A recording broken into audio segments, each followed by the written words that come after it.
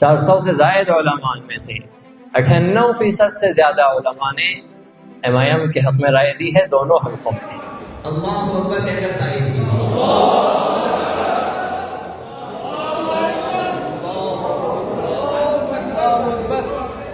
آپ سب سے دوبارہ تائید کے طور پر پوچھا جا رہا ہے کہ ہاتھ اٹھا کر کہیں گے کہ آپ سب نے رائے دی تھی امام کے حق میں۔ مولانا تفضل حسینی صاحب، مفتی اظہر صاحب، اور اسی طریقے سے مفتی یونس صاحب، مفتی عمران صاحب، اور مولانا آپ کا نام مولانا شوکت صاحب، ان کے نام دیے گئے کہ ان میں سے کس کو جو ہے فیصل بنایا جائے، ہمارے ووٹ تقسیم نہ ہو۔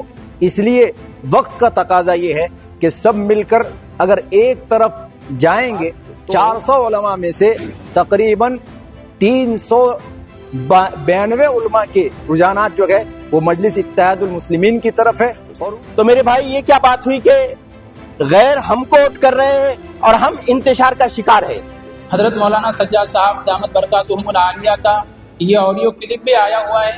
حضرت نے یہ فرمایا کہ مقامی علماء جس کو بہتر سمجھیں زمینی سطح پر تو وہ اپنے اعتبار سے اس کا انتخاب کرے۔